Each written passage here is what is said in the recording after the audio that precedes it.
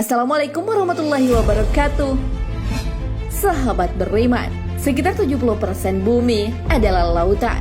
Bencana alam seperti tsunami sewaktu-waktu mengintai kehidupan manusia di daratan. Bencana alam seperti tsunami terjadi tentunya atas izin Allah Subhanahu wa Ta'ala. Namun tahukah Anda bahwa air laut 3 kali sehari meminta kepada Allah untuk menghancurkan manusia? Diriwayatkan Al-Imam Ahmad bin Muhammad bin Hanbal Asy-Syaibani rahimahullah dalam kitab Al-Musnad telah menceritakan kepada kami Yazid, telah mengabarkan kepada kami Al-Awwam, telah menceritakan kepadaku seorang syekh yang berjaga-jaga di pantai.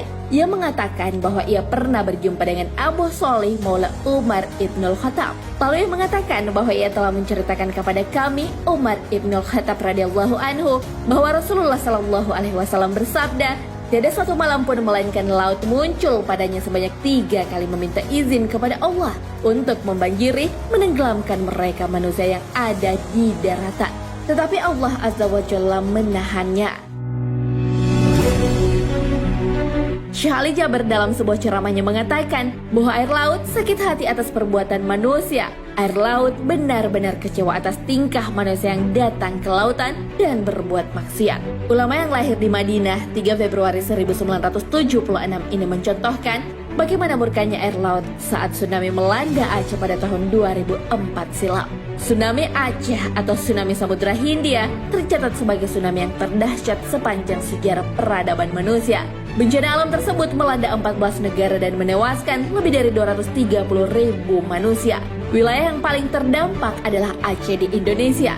Lebih dari 130.000 orang meninggal dunia.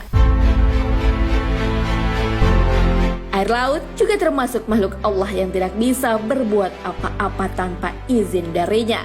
Tsunami Aceh yang dahsyat namun tidak membinasakan semua penduduknya. Sebagian besar dari mereka menjadi korban dan sebagian lainnya diberi kesempatan untuk bertaubat. Di dalam Musnad Al-Imam Ahmad telah disebutkan bahwa Rasulullah Shallallahu Alaihi Wasallam bersabda, "Tidak ada satu hari pun yang berlalu melainkan laut meminta izin kepada Rabb-Nya untuk menenggelamkan Bani Adam." Sementara Allah Subhanahu wa Ta'ala berfirman, "Biarkanlah hambaku, aku lebih tahu tentang dirinya ketika aku menciptakan dari tanah. Andaikan ia hamba kalian, maka urusannya terserah kalian. Karena ia hambaku, maka ia berasal dariku, dan urusannya terserah kepadaku. Demi kemuliaan dan keagunganku, jika hambaku datang kepadaku pada malam hari, maka aku menerimanya.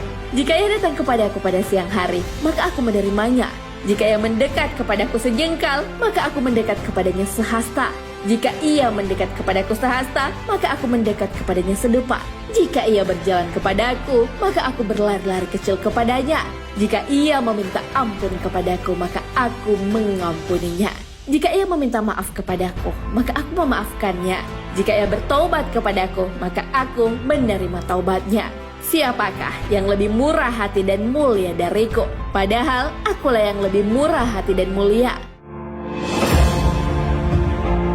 Pada malam hari, hamba-hambaku menampakkan dosa-dosa besar kepadaku, padahal akulah yang melindungi mereka di tempat tidurnya dan akulah yang menjaga mereka di kasurnya. Siapa yang menghadap kepadaku, maka aku menyambutnya dari jauh. Siapa yang beramal karena aku, maka aku memberinya lebih dari tambahan. Siapa yang berbuat dengan daya dan kekuatanku, maka aku melunakkan besi baginya. Siapa yang menginginkanku seperti yang kuinginkan, maka aku pun menginginkan seperti apa yang ia inginkan. Orang-orang yang berzikir kepadaku adalah orang yang ada dalam majelisku. Orang-orang yang bersyukur kepadaku adalah mereka yang mendapat kemuliaan dariku. Orang-orang yang durhaka kepadaku tidak kubuat putus asa terhadap rahmatku. Jika mereka bertaubat kepadaku, maka aku adalah kekasih mereka. Dan jika mereka tidak mau bertobat kepadaku, maka aku adalah tabib mereka. Aku akan menguji mereka dengan musibah-musibah, agar aku mensucikan mereka dari noda-noda. Riwayat hadis qudsi. Sahabat beriman, peristiwa air laut menghabiskan seluruh umat manusia juga pernah terjadi pada zaman Nabi Nuh alaihissalam. Seluruh daratan ketika itu ditenggelamkan. Hanya umat Nabi Nuh saja yang naik kapal besar dan selamat dari bencana alam tersebut. Allah Subhanahu wa Ta'ala menenggelamkan seluruh manusia karena sudah banyak melakukan perbuatan dosa dan merusak alam. Mereka tidak mau menyembah Allah dan membangkang pada Nabi Nuh. Karena itulah Allah memerintahkan air untuk menenggelamkan semua manusia kala itu. Hal ini sebagaimana dalam firman Allah Subhanahu wa taala di dalam Al-Qur'an. Disebabkan kesalahan-kesalahan mereka ditenggelamkan lalu dimasukkan ke neraka. Maka tidak mendapat penolong-penolong bagi mereka selain dari Allah. Al-Quran Surah Nuh ayat 25. Sahabat beriman, air merupakan sumber kehidupan manusia. Begitu pula laut diciptakan untuk bisa menopang kehidupan kita. Allah Subhanahu wa taala berfirman, dan dialah Allah yang menundukkan lautan untukmu, agar kamu dapat memakan daripadanya daging yang segar. Dan kamu mengeluarkan dari lautan perhiasan yang kami pakai. Kami melihat bahtera berlayar padanya, dan supaya kamu mencari keuntungan dari karunia-Nya supaya kamu bersyukur. Al-Quran Surah An-Nahl ayat 14. Air tiang pokok kehidupan manusia. Tak sepantasnya manusia melakukan perbuatan yang mencemari lautan dengan membuang sampah sembarangan. Allah Subhanahu wa taala berfirman, dan apakah orang-orang kafir itu tidak mengetahui bahwasanya langit dan bumi itu keduanya dahulu adalah suatu yang padu. Kemudian kami pisahkan antara keduanya, dan dari air kami jadikan segala sesuatu yang hidup. Maka mengapakah mereka tiada juga beriman? Al-Quran Surah Al-Anbiya ayat 30. Wallahu a'lam bishawab.